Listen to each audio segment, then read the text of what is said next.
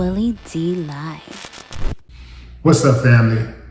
How dare you build a comfortable life for you and your beautiful family on Black culture, then turn around and use that success for their agenda.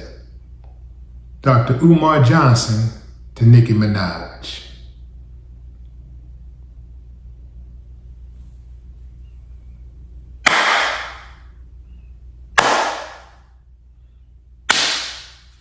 I ain't got no problem with that. Yeah, man, so many of them do it. So many of them do it. Man, I don't even know how they look in the mirror, fam. I don't know how they sleep. But you know what? I do know how they sleep, upside down. It's got to be something wrong with you to throw your people under the bus for acceptance from people who don't really like you. Oh, they don't mind. See, what we do is oftentimes we get that confused because people smile and say nice things about us. We get that confused with people liking us and accepting us, not understanding that people will smile and say nice things about you and allow you to be in their space when they want something out of you. And then when they get it, they abandon you like that. It's not, without even a second thought. There, boom, just like that. The people at Turning Point, Erika, Kirk, Charlie Kirk's wife. This is the same chick who's married to a guy who has time and time again has disparaged Black culture. Nicki Minaj got a video floating around where she denounced Donald Trump's wife, Melania. She was just talking bad about Melania, dragging Melania. Then all of a sudden, she's in the crew. She's with the clique. And she's pro-Donald Trump. Nicki Minaj has mental problems. I saw on Twitter going off for a long time, and I thought she might snap out of it.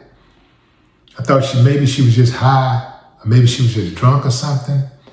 Because she go on these Twitter tirades, and she just be attacking everybody.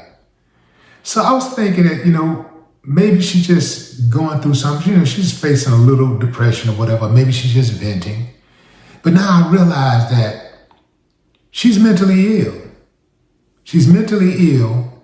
And when they're done with her, she is going to be devastated because she believes she finally made it. Maybe it's just me, but in my mind, the people who were there for you from the beginning, from the start, when you was roaching, didn't have nothing, they should get first dibs on your loyalty. You should always consider them first because they are the true blue. Others may come along and they may be loyal also. They may be authentic in how they feel about you and their support for you.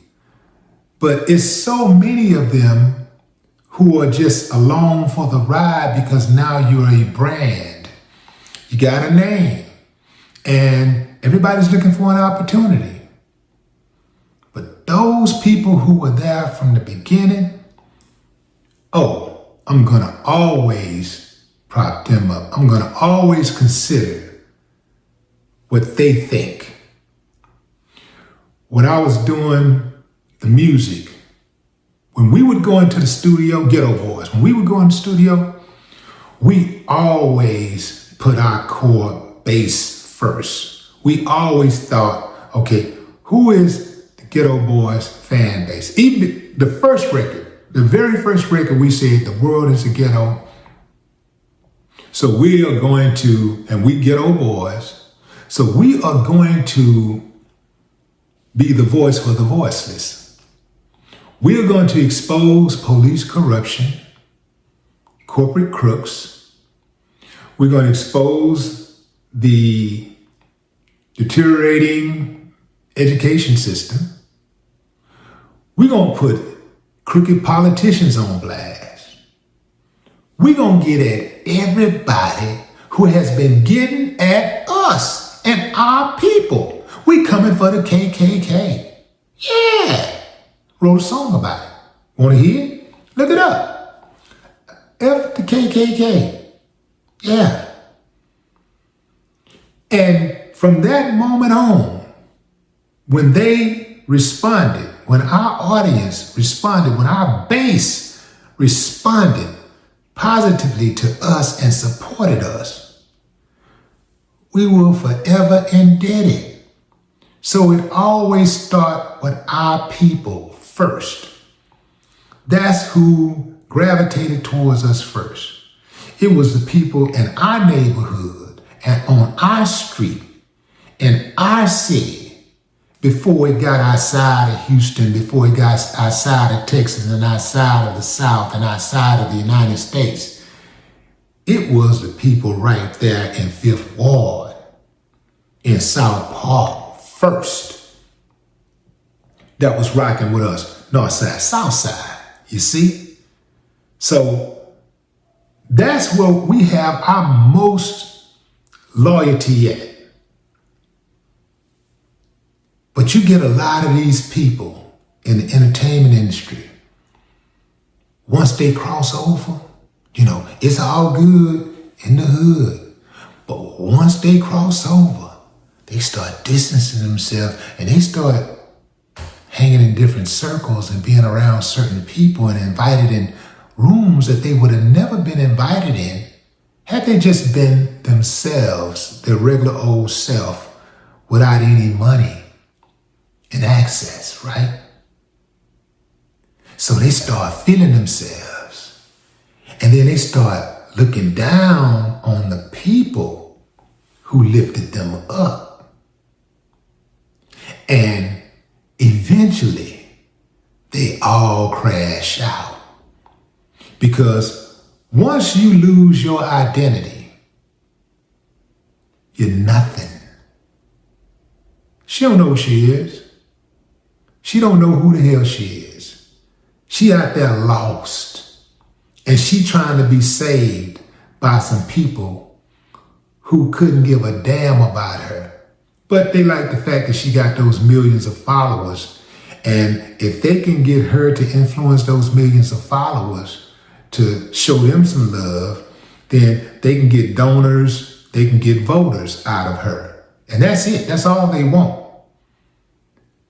You can look at their policy.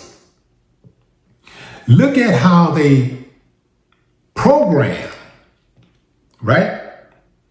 You can look around at the people they hire. Look at their management team. What does it look like? Do they have people that look like you, or do they have one? Or do they have zero? Do they have five? Do they have a balance? Is it a good percentage? Is it 15%? Or is it 0.1%? Look at Donald Trump's cabinet. As much as he loved black folks, as much as he say he loved black folks and respect black folks, I would think he'd have some black people in his cabinet. We know that there are black people out there that are qualified. We know that. I think he got one person, that's it, out of all those cabinet members. He's supposed to be like rocking with the black community and being appreciative of the black community, but he don't reward any of these black people who helped to rally the troops to vote for him, to get the blacks to come on over. He didn't give none of them a position. He didn't even let them speak at the convention. You know why? Because in their mind, he's thinking like, damn, I got these motherfuckers and I ain't have to do nothing but be white. All I had to do is pat them on the top of the head, invite them to the White House. Yeah, let them hear me speak.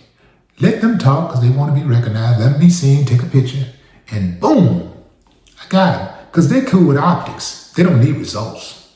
They're cool with optics. That's why he's not passing. He hasn't passed any legislation that's sustainable. He hasn't passed any substantial legislation. Everything is optical. He's doing things like renaming the Gulf of Mexico. I'm going to take away the Martin Luther King holiday. Just doing stuff to be evil. Riding on countries that can't defend themselves. And talking tough when we know he'd never try something like that on China or Russia. We know that for a fact because he never has and he never will. A lot of people equate success with being of sound mind, but the two are not mutually inclusive. No more talk.